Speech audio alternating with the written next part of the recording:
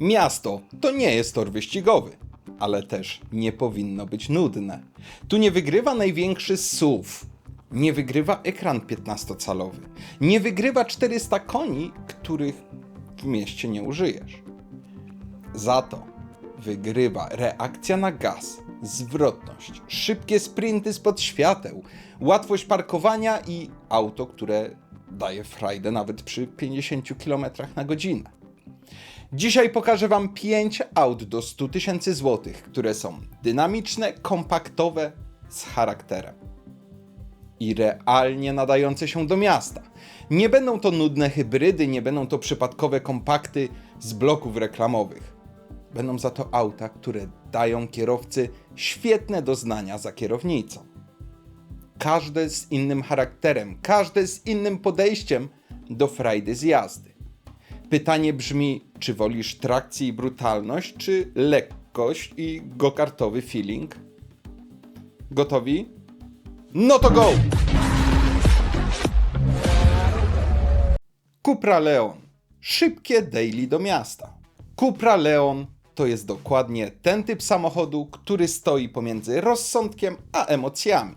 Nie jest zwykłym kompaktem, ale też nie jest brutalnym hot hatchem, który może Cię męczyć każdego dnia. I właśnie dlatego w mieście może mieć naprawdę bardzo dużo sensu. Bo jeśli ktoś szuka auta dynamicznego, nowoczesnego, z pazurem, ale nadal praktycznego, to Leon bardzo często wygrywa z bardziej ekstremalnymi, opcjonalnymi wyborami. Na rynku aut używanych 3-4-letnie egzemplarze z sensownymi przebiegami można znaleźć w okolicy 100 000 złotych, czyli idealnie w naszym budżecie. I mówimy o aucie, które nowe kosztowało znacznie więcej. Pod maską mamy układ plug-in hybrid o mocy 245 koni mechanicznych. I to ważne, to nie jest hybryda dla ekologii, to jest hybryda dla momentu obrotowego. W mieście to robi dość sporą różnicę. Wciskasz gaz, auto reaguje natychmiast. Nie ma czekania, nie ma turbodziury, jest szybka odpowiedź i bardzo przyjemne przyspieszenie. Setka w okolicy 6-7 sekund, ale w mieście bardziej liczy się to, jak Leon zbiera się od 30 do 80 km na godzinę, a robi to naprawdę sprawnie. Gabarytowo to nadal hatchback. Nie SUV, nie podniesione zawieszenie, nie 2 metry wysokości. Parkowanie pod blokiem? Bez stresu. Zawracanie w ciasnej uliczce? Do ogarnięcia.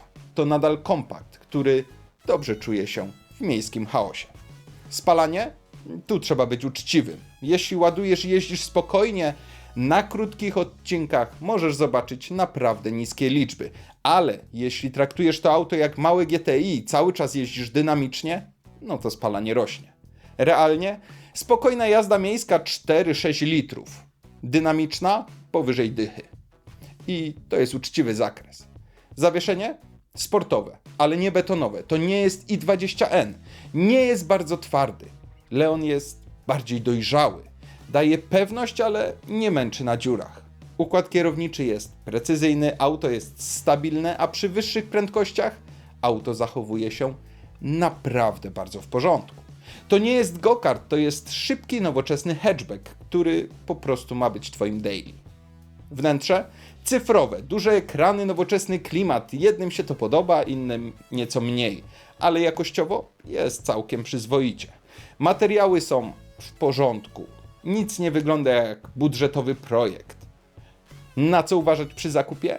Na pewno warto zwrócić uwagę na historię serwisową, stan baterii, czy auto było regularnie ładowane i czy nie było żadnych modyfikacji. Bo to jest auto, które kusi, żeby podnieść moc, a jak ktoś robił to bez głowy, problemy niestety mogą się pojawić.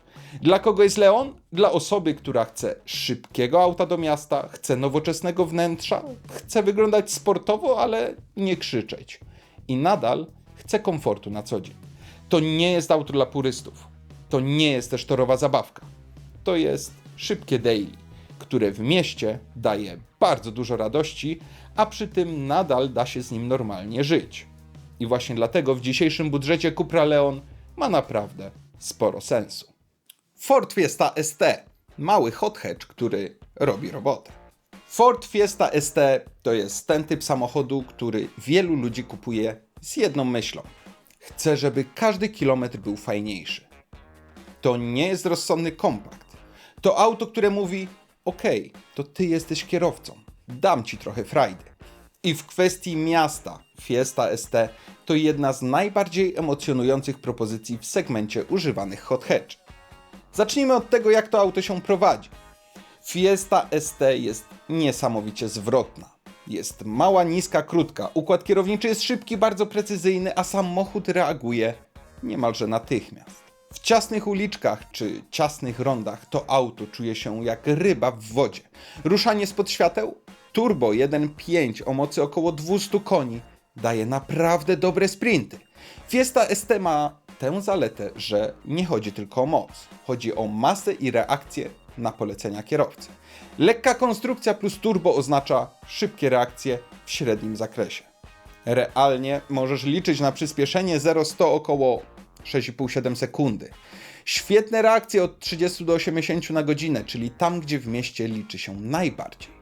A jak to wygląda w codziennym życiu? Fiesta ST jest mała, czyli parkowanie to pestka, ciasne miejsca nie są straszne.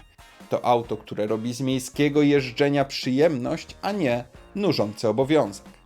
Bagażnik nie jest olbrzymi, ale jest wystarczający na codzienne zakupy czy weekendowy bagaż. Spalanie? Tu trzeba być realistą. Przy spokojnej jeździe to okolice 7-8 litrów, przy dynamicznej powyżej dychy. Ale pamiętaj, to nie jest auto eko. To auto, które w mieście po prostu dobrze się prowadzi.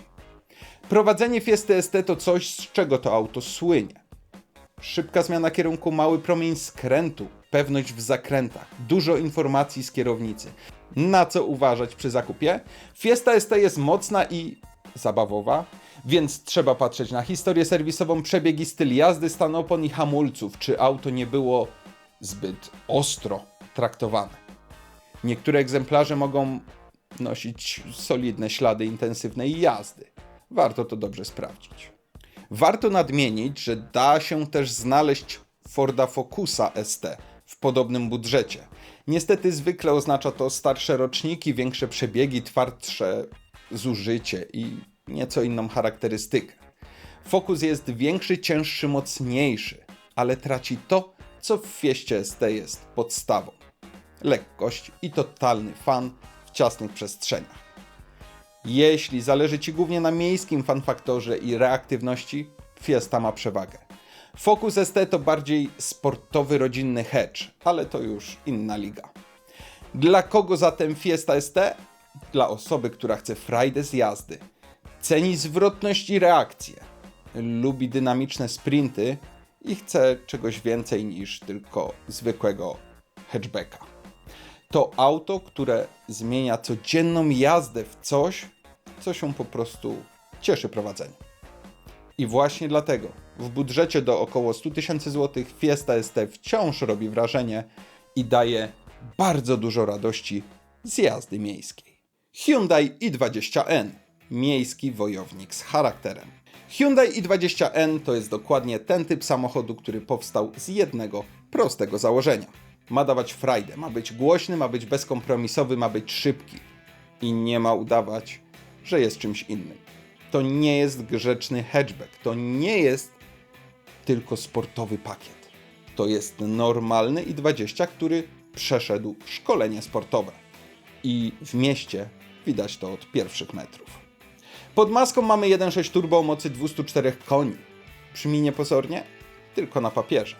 W praktyce Hyundai oferuje szybką reakcję na gaz, mocny środek zakresu, manualną skrzynię i brak filtra emocji. Setka w okolicy 6,5-7 sekundy.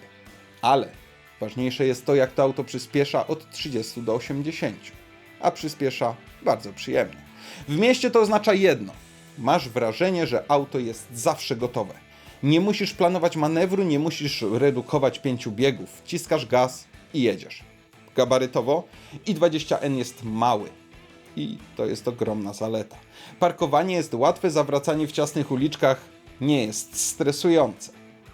Wąskie miejsca parkingowe przestają być problemem. To auto po prostu pasuje do miasta. Prowadzenie to jest jedna z największych zalet i20N. Układ kierowniczy jest precyzyjny, auto reaguje natychmiast, przód jest bardzo posłuszny.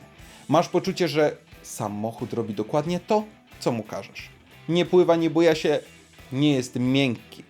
To jest mały, zadziorny hedge, który lubi zakręty. Zawieszenie jest twarde i nie ma co tego ukrywać. Na dziurach poczujesz każdą większą nierówność. Na progach zwalniających też będziesz wiedział, że właśnie go pokonujesz. Ale to jest świadomy kompromis, bo dzięki temu auto prowadzi się tak, jak się prowadzi. Spalanie? Realnie przy spokojnej jeździe miejskiej 7-8 litrów, przy dynamicznej 11 to minimum.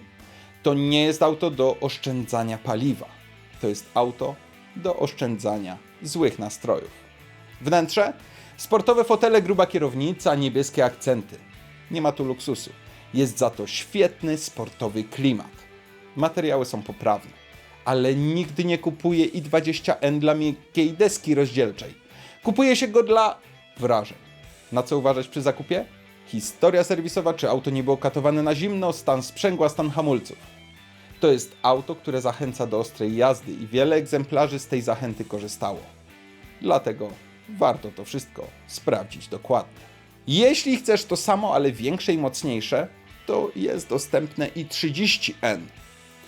Daje on zwykle 275-280 koni, czyli więcej mocy, więcej miejsca. Można powiedzieć, że to taki bardziej dorosły hot hatch. Ale w budżecie do 100 000 często oznacza starszy rocznik, większy przebieg, trudniejsze polowanie na dobrą sztukę. i30N jest świetny, ale i20N jest bardziej miejski. Jest lżejszy, zwinniejszy, bardziej kartingowy. Dla kogo zatem i20N? Dla kogoś, kto chce czuć auto, lubi manual, lubi twarde zawieszenie, chce frajdę z jazdy w mieście. To nie jest auto dla każdego. Ale jeśli pasuje do Twojego charakteru, to bardzo możliwe, że zakochasz się od pierwszej jazdy.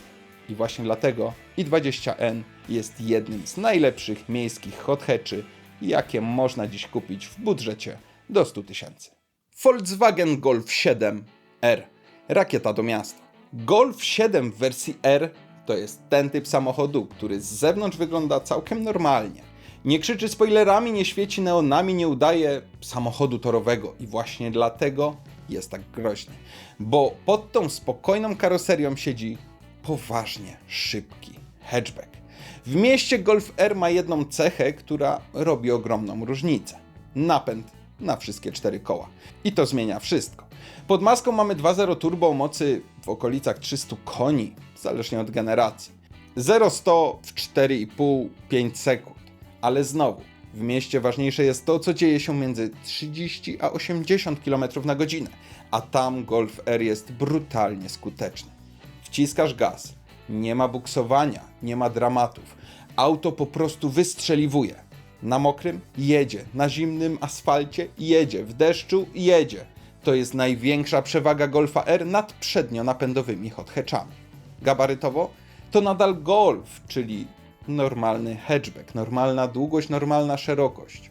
Nie jest mikroskopijny jak Fiesta, ale nie jest też wielki. W mieście jest prześwietnie, parkowanie jest bezproblemowe, szczególnie z czujnikami i kamerą. Prowadzenie? Golf R jest stabilny, bardzo stabilny. To nie jest auto, które daje kartingowe odczucia. To jest auto, które daje poczucie kontroli. Jest szybki, jest pewny, jest przewidywalny. Na szybkich łukach czuje się świetnie. W ciasnych zakrętach jest bardziej neutralny niż zabawowy. Zawieszenie jest sportowe, ale nadal do zniesienia na co dzień. Nie jest betonowo twardy, ale nie jest też miękki jak kanapa. To złoty środek. Spalanie? Tu trzeba być szczerym. Miasto przy spokojnej jeździe to okolice 9-10 litrów, przy dynamicznej nawet 20. To jest cena za osiągi i napęd 4x4. Da się zejść niżej oczywiście, ale to już wymaga bardzo spokojnej jazdy. Wnętrze to klasyczny Volkswagen. Ergonomia jest dobra, wszystko jest tam gdzie trzeba, materiały są solidne. Nie ma efektu wow, ale jest funkcjonalnie i logicznie. I w codziennym użytkowaniu to często ważniejsze niż fajerwerki. Na co uważać przy zakupie? na pewno, czy auto było modyfikowane, czy były modyfikowane w jakikolwiek sposób mapy. Oczywiście historia serwisowa, stan skrzyni, szczególnie DSG.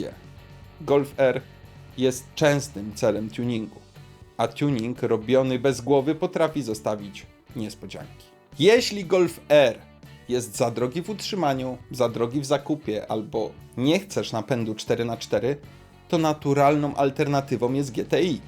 GTI to troszkę mniejsza moc, napęd naprzód, niższe spalanie i często tańszy serwis. Ale nadal jest to samochód szybki, zwinny i dość sensowny do miasta. GTI to bardziej rozsądny sport, R-ka to pełnoprawna rakieta. Dla kogo Golf R? Dla osoby, która chce bardzo szybkiego auta do miasta, chce trakcję w każdych warunkach, akceptuje wyższe spalanie i chce jedno auto do wszystkiego. Golf R to nie jest auto dla purysty. To jest auto dla kogoś, kto chce wcisnąć gaz i mieć efekty wow. I właśnie dlatego, jeśli trafisz dobrą sztukę w dzisiejszym budżecie, Golf R jest jedną z najmocniejszych propozycji do miasta. Mini Cooper. Małe auto z dużym charakterem. Mini Cooper to jest dokładnie ten typ samochodu, który wiele osób lekceważy. Bo jest mały, bo wygląda słodko, bo nie ma 300 koni. A potem ktoś wsiada, przejeżdża się kawałek i nagle okazuje się, że to auto ma więcej charakteru niż połowa większych hot hatchy. Mini nie udaje, Mini ma osobowość. W mieście to dość spora różnica. Zacznijmy od gabarytu. To jest jedno z najlepszych aut do parkowania. Krótki przód, krótki tył, dobra widoczność. W ciasnej zabudowie, na podziemnym parkingu między dwoma suwami, Mini czuje się jak u siebie. Zwrotność bardzo dobra. To nie jest przypadek, że mówi się o go-kart feelingu. Auto jest niskie, pozycja za kierownicą jest bardzo sportowa, reakcja na ruch kierownicą jest szybka. Czujesz, że auto skręca wtedy, kiedy chcesz. Jeśli mówimy o wersjach bardziej dynamicznych, czyli Cooper S, to mamy około 190 koni z 2-litrowego turbo. W mieście to w zupełności wystarcza. Sprint do setki w okolicach 6,5-7 sekundy.